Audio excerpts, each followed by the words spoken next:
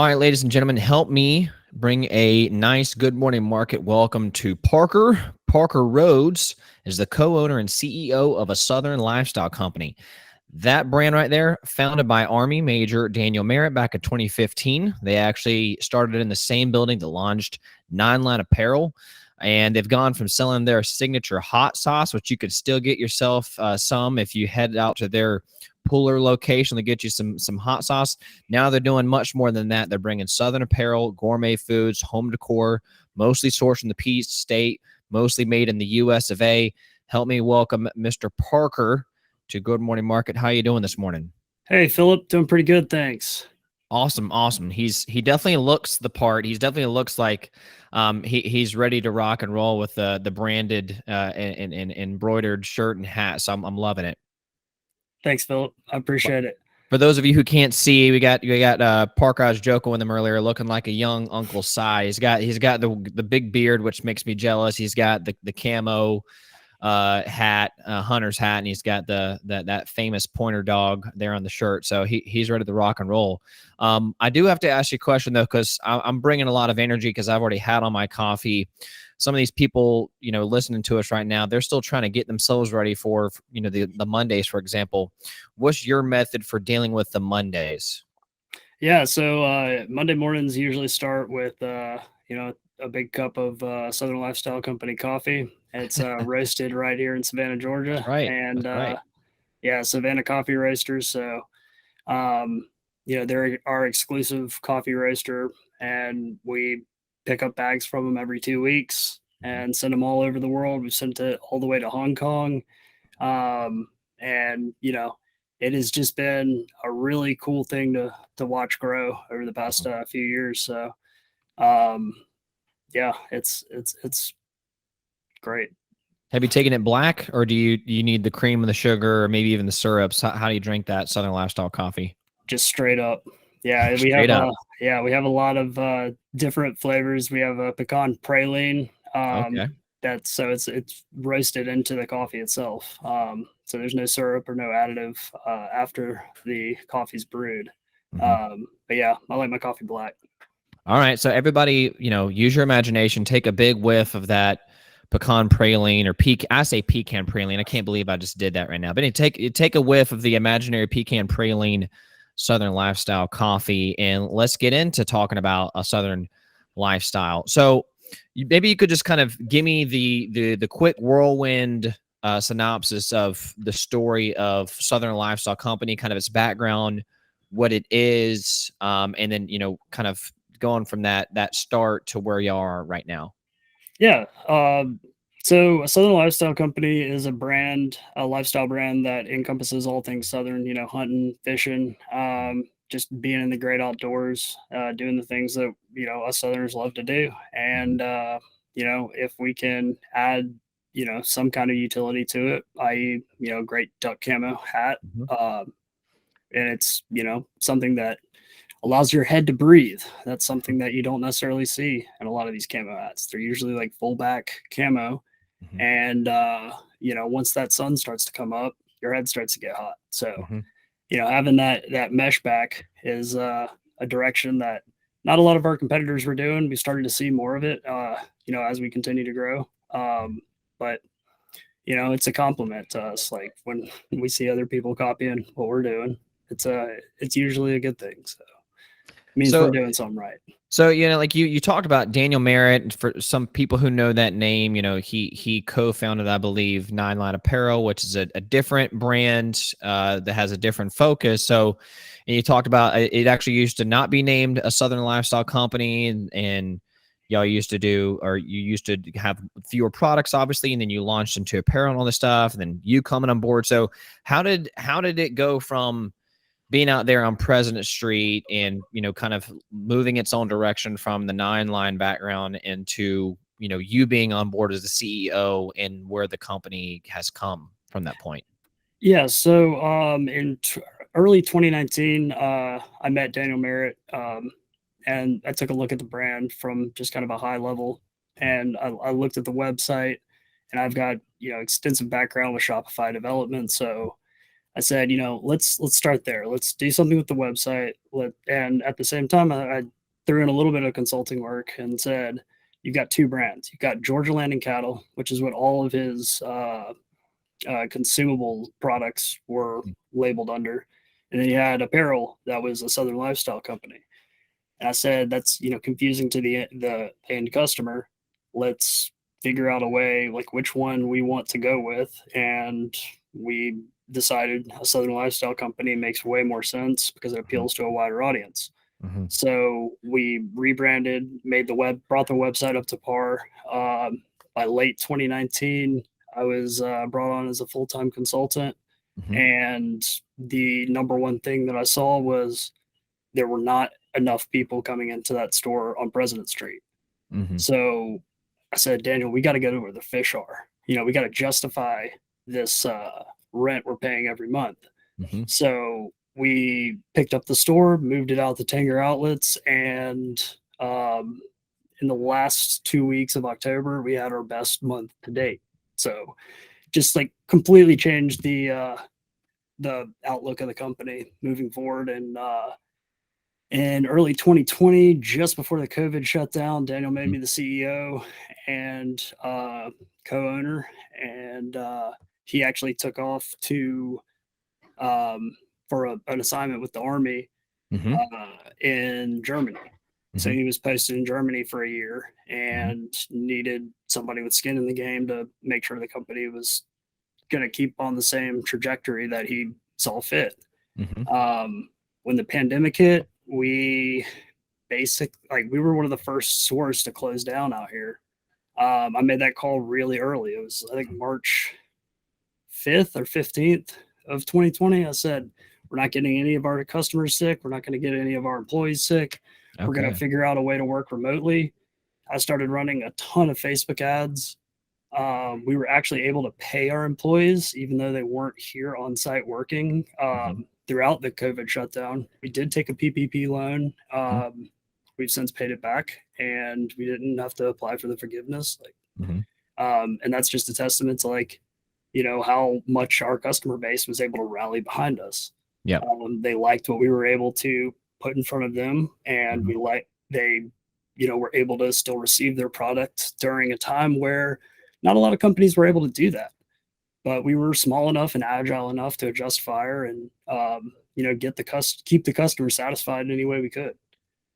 Let me ask you about that. I mean, I don't want to skim over that period. So, I mean, it was a situation unlike anything I think that we've seen in history, at least within the past 100 years.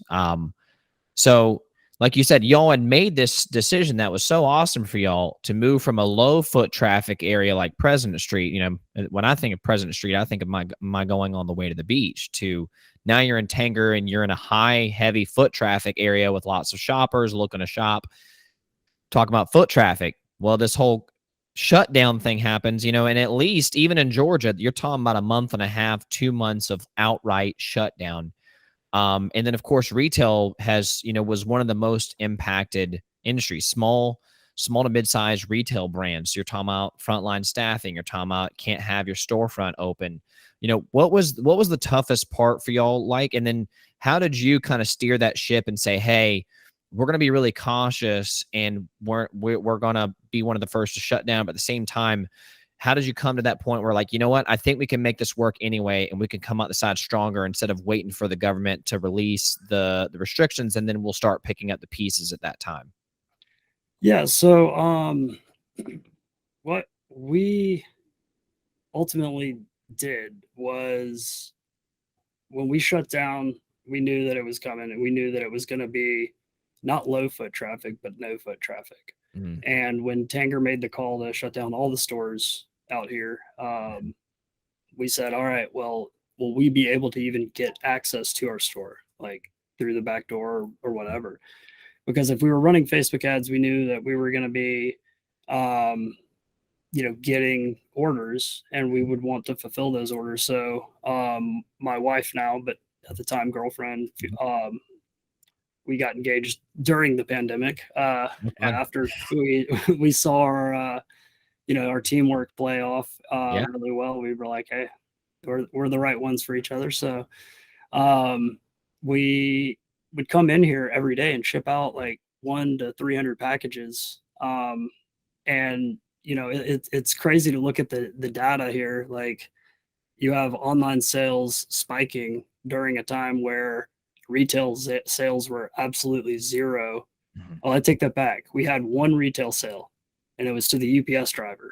Yeah. At like midway through the pandemic, he's like, what am I picking up every day? Like how, what is this? And I Yeah. showed him a couple hats. He's like, man, let me get 2 of those hats.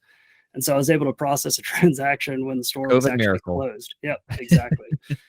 So that was kind of cool. But yeah, we weathered the storm fairly well when we were able to actually fully open back up. The store actually kind of looked like it did post Black Friday. Mm, A lot of our items were not in stock because mm, we had sent them out. And then that also put a little bit of a stress on our supply chain because supply chain was non-existent.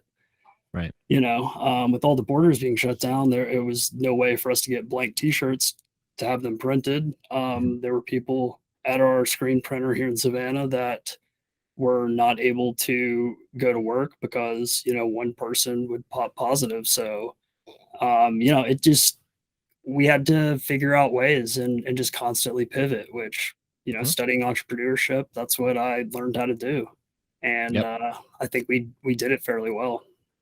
So during that period, the year 2020, the year 2021, two-part question. Here's the first part. What did y'all learn about your customers during that period? Because you mentioned previously that the way y'all were able to come out so strong on the other side of the pandemic is your customers really had your back. So can you explain to me what's something you learned in that 2-year window about your customers? Yeah, so something I've always like really taken to heart, and it's something that I learned working at Chick-fil-A and Whole Foods Market, in my early years, Mhm. was customer service goes so much farther than just the transaction or pre or post. Like it carries into the future, and people really actually remember that customer service aspect. So when you provide that superior customer service, if somebody doesn't receive their product and for whatever reason the post office loses a package or whatever, we'll just somebody sends us a note, we'll send you out something else, just like Chick-fil-A. If you don't get your nuggets, or if Mhm. you get strips instead of nuggets, they'll give you a box of nuggets. Yep. So that extra mile service really speaks to the customer and keeps them coming back, keeps them, especially when you have a superior product. Like I try to make sure that all of our products are of the utmost quality. Mhm. Quality control is a big thing for me, and consistency too. Yep. We don't want customer A to get a product that is superior to customer B buying the same product Mhm. and see that quality drop. Like that's a huge thing for me. So Yep. um, we learned a lot about the customers. We learned that they do like supporting local, and they're more apt to spend a couple extra dollars if they have to, because Mhm. obviously having manufacturing here in the United States Mhm. isn't as cheap as it is overseas. Not every single one of our products is made here in the United States, but there is a lot of American hands on the products as they travel through Yep. manufacture to sale journey. Yep. And let's just call it like it is part of the cost savings measures of the overseas manufacturing of products such as clothing apparel. Those people are working in pretty crappy conditions that we would never subject any kind of American to. And obviously that's part of how you get your cost savings is, in some ways you got some subhuman or some subhuman, not very humane working conditions. People are going to have to pay more to get the made in America product, but it sounds like what your customers decided is, hey, I want to support local, I want to support American made, and I'll pay for that, for that added value. Absolutely, and anything I do want to add to that. Anything that we source overseas, Mhm. they're all ethical manufacturing Yeah, facilities. yeah, yeah, That is something that child labor is not something that right. we want to see in our Yeah, yeah, yeah. manufacturing Yeah, I uh, wasn't gonna put you in line. that corner, but that's good to hear. Yeah. And that's kind of the second thing I was wondering about, the journey through the COVID, What, and for anybody listening who's like, COVID's not over yet, like, y'all know what I mean, like the COVID pandemic, the shutdown, the recession, like, that 2-year period. What's something y'all learned about yourself? What did you learn about yourself? What did you learn about your team? What did you learn about a Southern lifestyle company during that window? Oh man, probably the grind. Like it just honed the grind. Like it almost we got this like runner's high from going to work every day, and it was kind of cool that we were able to. It really messed up my circadian rhythm where Mm-hmm. I could just wake up at any time and then like roll in, and as long as we had packages to get picked up from the night before after the UPS driver picked up, Mm-hmm. or just get as many of them together as we could before he picked up that day. It was just like constant, and the adrenaline was flowing. Yeah. My wife and I found that if we needed to take a nap, we could just put down some bubble wrap on the concrete floor and just take a nap in the t-shirt aisle. So we have some videos, some Snapchats from that time of us having some fun in an otherwise darker Mm-hmm. time for the rest of the world. And I'm just so thankful that we had a customer base that really rallied behind us and still wanted to support local even though they couldn't shop with us in store. That was huge. So I really am thankful for all of our customers and very grateful that we've been blessed so much. Yeah. I'm hearing a lot of entrepreneur slogans, but they're not just hype words. They're connected to the real life. Is that's what I loved about entrepreneurship is you're faced with a really big challenge, and a lot of people throw their hands up and walk away, and a lot of people did. But you talk about the grind, embracing the challenge, getting that runner's high from like, all right, we're going to tackle this thing. It's going to give us something new to tackle, and so that's really awesome. So you mentioned a lot of things that y'all did in terms of adapt and overcome during that period with the limitations of the Tanger being closed and all that stuff that's happened. But we can even bring it more current if you want to. But, since the COVID saga started spring about 2 years ago, what's one thing y'all implemented that really worked? And then once you answer that, kind of the opposite of that, what's one thing y'all tried that didn't really work out? Yeah. So I would say one thing that worked at the time was Facebook ads, Okay. and then as everybody's probably heard, with iOS 14 on most Apple devices now, Mm-hmm. it did put a little bit of a strain on that Facebook. Like our cost per 1,000 people reached significantly increased. Went from $5 per 1,000 people reached to $25 per people reached. So that's 5 times more that we're having to spend to reach the same amount of people. Yep. And that stress right there is something that we're still trying to figure out what's the best way to adjust and adapt in this new world we're in, because it's that was something that was a technological change that really worked for us during COVID. I don't Yep. necessarily know that if we had another shutdown that we would still be able to do the same thing that we did back then. Right. But that's one of the things with technology is the creative and actually just entrepreneurship in general is creative destruction. Mm-hmm. It is a step in the right direction in terms of privacy, Mm-hmm. and it allows for the Facebook user to or Instagram user to volunteer the information if they so choose, Yep. and it's not just constantly backdooring information like Facebook and Instagram were able to do for years. Yeah. But we kind of just it lined up at just the right time for us to be able to do what we were able to do, and still get in front of the right people that were sitting at home, not being able to go to work, and wanted some hot sauce on their microwave pizza or whatever. So we'd send it out like it was a dime a dozen. It's funny. I bet y'all did because if y'all have been to a Southern lifestyle company, they have a lot of like you talked about the consumables. So a lot of it's around like food prep, seasonings, hot sauces, honeys. I'm sure y'all probably had quite an uptick with all these people all of a sudden having to become chefs when we were all ordering out all the time. All of a sudden, everybody's becoming professional chefs and getting to know that really well. So what's one thing that didn't work? It almost sounded like you were trying to spin it into that Facebook did work and then it didn't work once they made the privacy changes. But if that's it, then cool. Maybe you can expound. But what's one thing that y'all have tried since that 2 years ago that hasn't really worked out, and you've had to learn that lesson? Uh, nothing hasn't worked.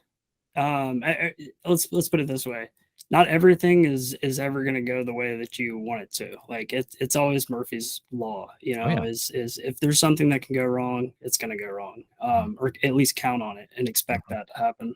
Yep. So when in 2021 we bought a commercial embroidery machine, 6 head, and we are able to stitch 6 hats at a time Mhm. here in house, and that was something that we were able to. I thought it was going to be as simple as take an image like a PNG image, plug it into the machine, and it just like prints out the image on the hat. Not so. There's this thing called digitizing, where they have to place the stitch points exactly where they're supposed to be.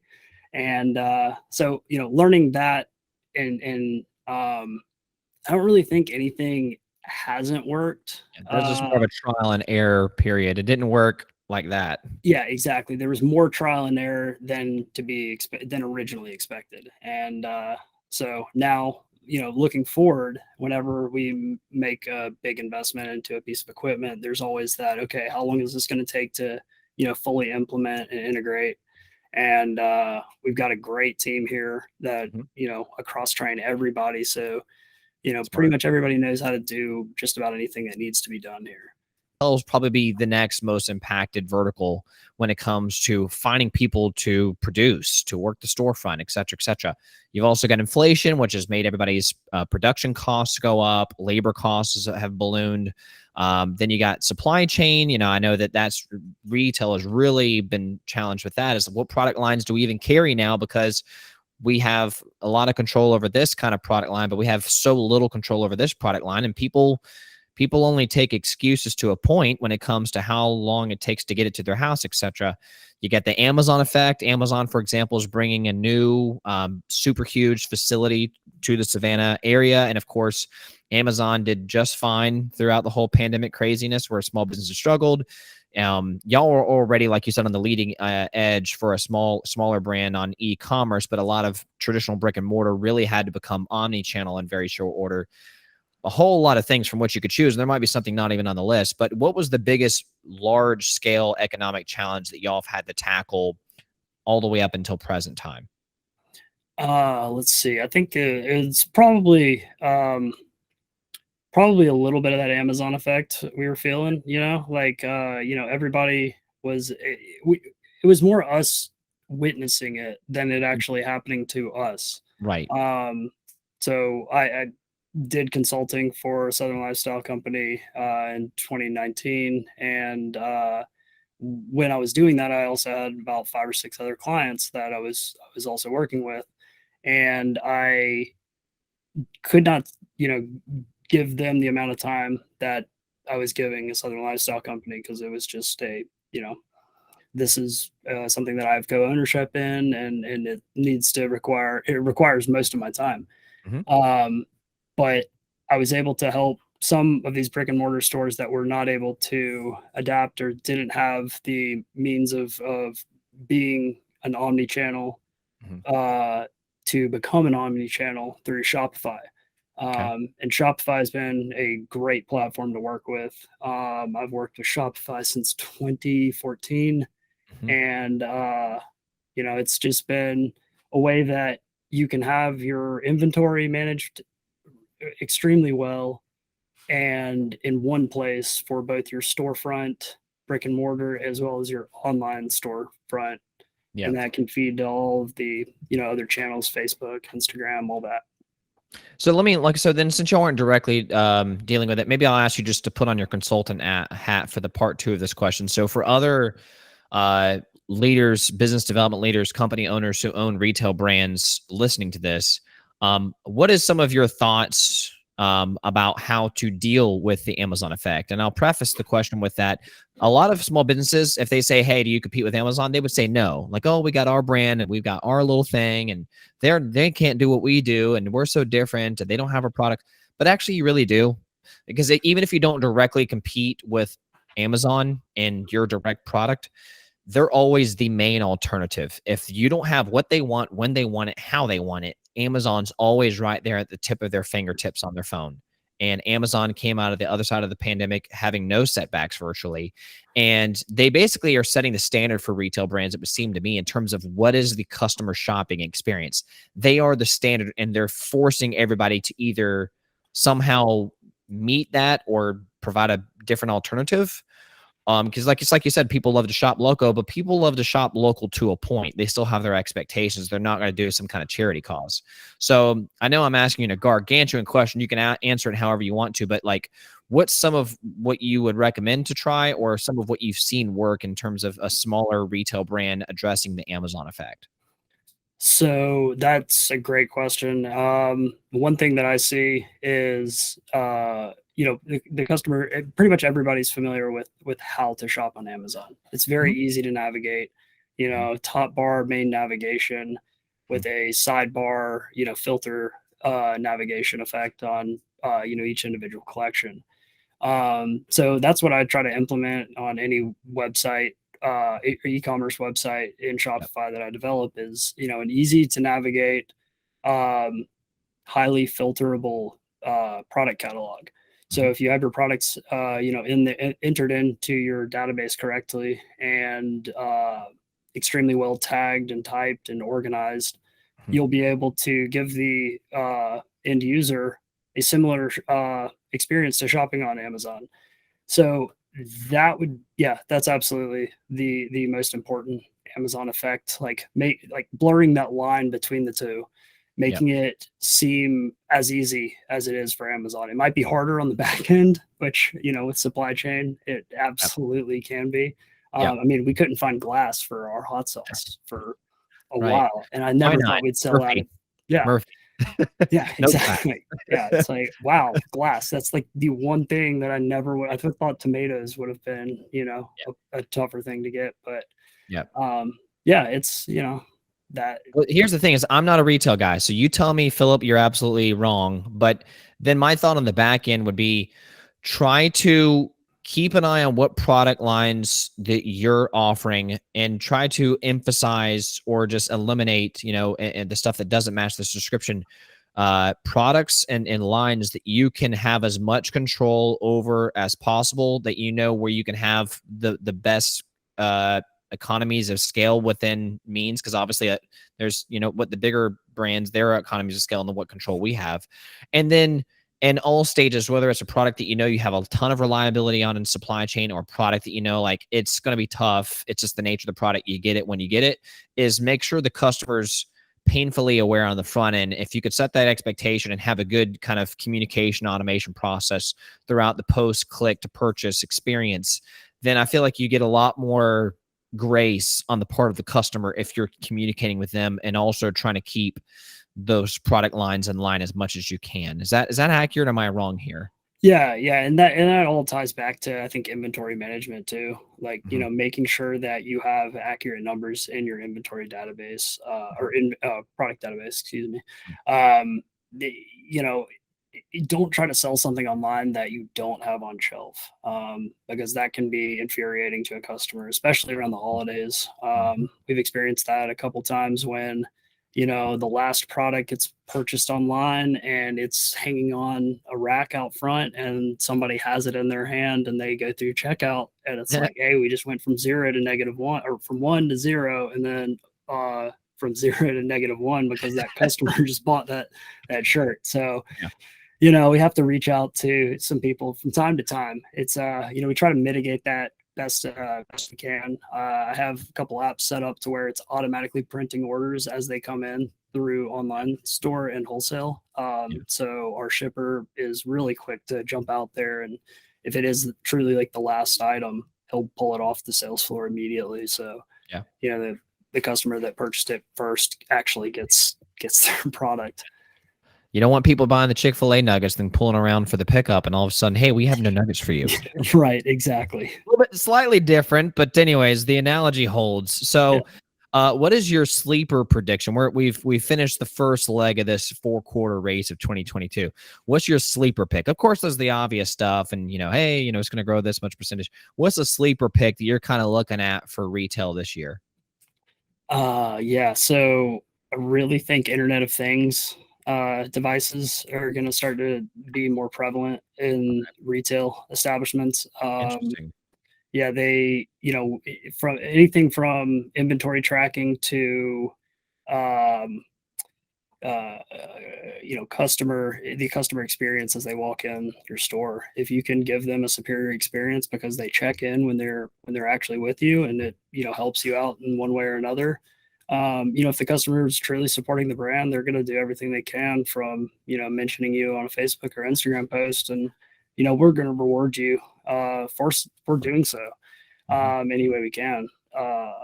That's what I would say is probably the biggest prediction for 2022, is seeing more Internet of Things being incorporated in storefronts. Basically, digitizing and having like a logged experience within the store where you're more digitally connected while in the store. Is that accurate? Yeah, because we've been doing this from a digital standpoint for years. Like, people, website owners and Google Analytics, for that matter, know when you're on a website. And they're able to use that to remarket and curate a very customized shopping experience for each user, and offer discounts accordingly. So the more you buy, the more discounts you get.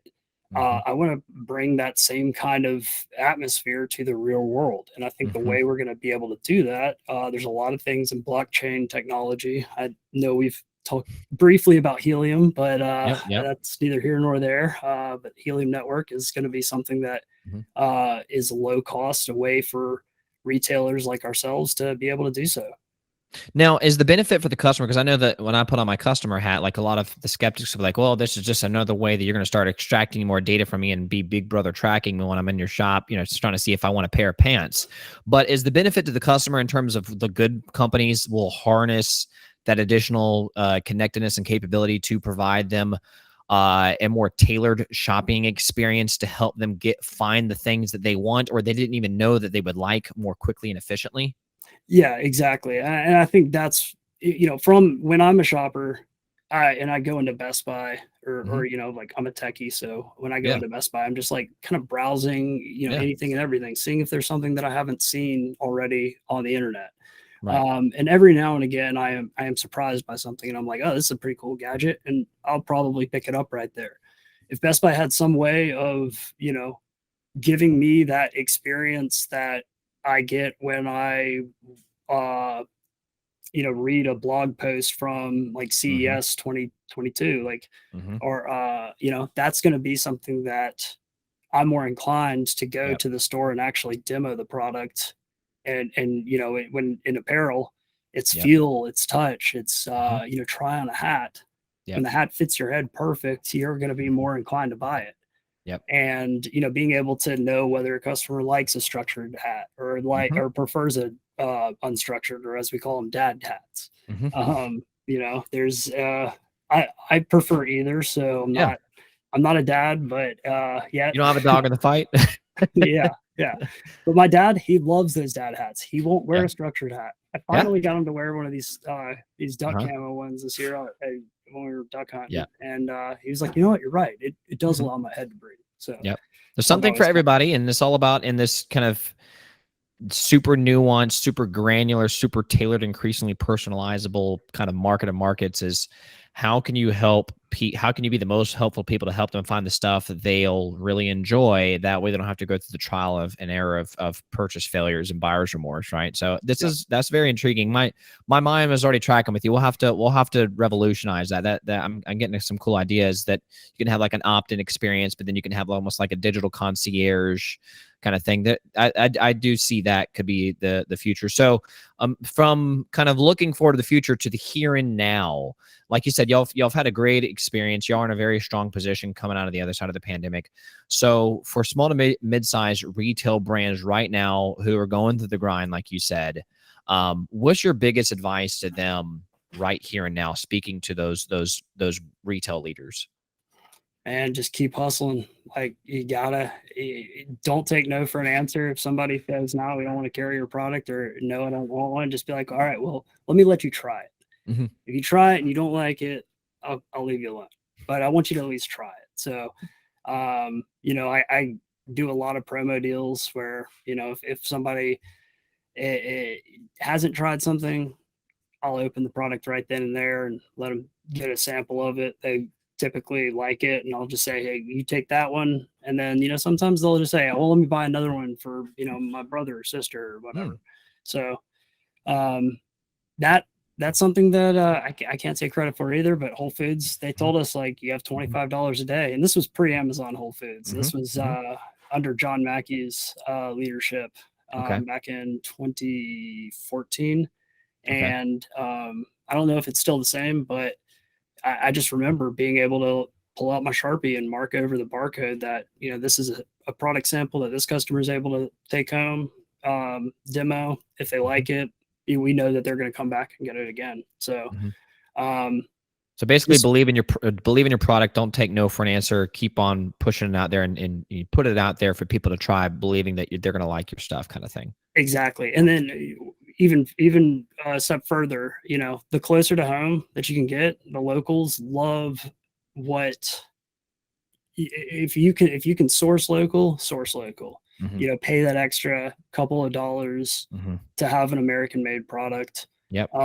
We are actually in the process of talking to some t-shirt manufacturers in Anderson, South Carolina. Anderson, South Carolina. I don't know exactly. It's either South Carolina or somewhere in North Carolina that sounds a lot. Richardson, North Carolina. I could be wrong. One of them Carolinas. It's one of the Carolina Suns, Yeah.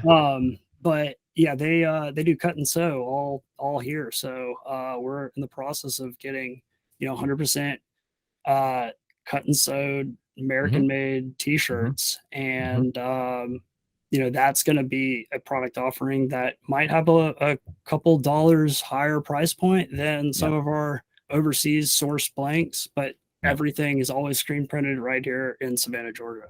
Yep.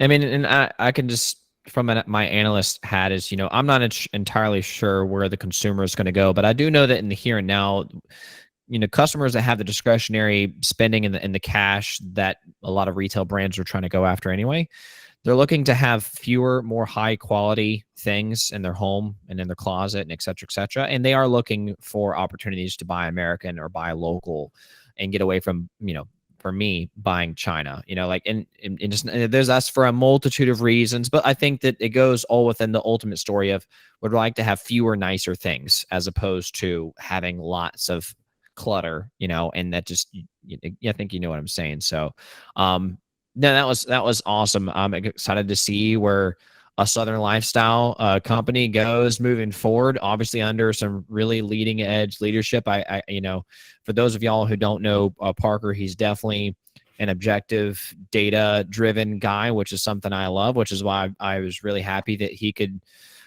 kick off this retail series with us. So in closing, two questions, because some people might want to get off the pod and start shopping for some clothes or some seasoning, and there's some other guys who want to connect with Parker to learn more from this guy and his retail leadership. How can people connect with you, and how can people learn more about a Southern Lifestyle company? Yeah, so Southern Lifestyle Company, our website is southernlifestyle.com. You check us out on Facebook or Instagram. Our handles are Southern Lifestyle Co.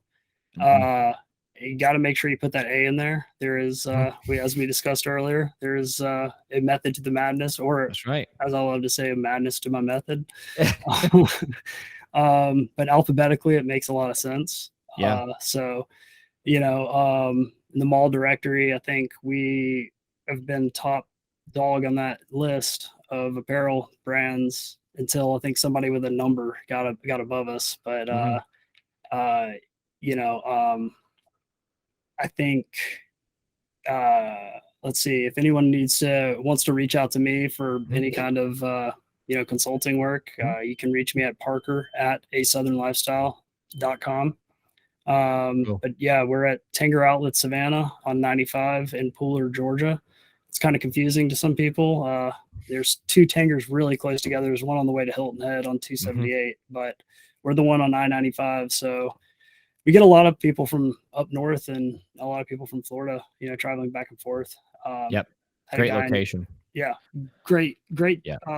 point to, talk to people and get the brand out there. And, Yep. um, we're sending this hot sauce all the way up to New York with a guy yesterday that was in there. I was talking to him about Masters golf tournament next week, and he was like, "Yeah, we're down from New York for the summer." And I was like, "Man, it's kind of reversed, isn't it?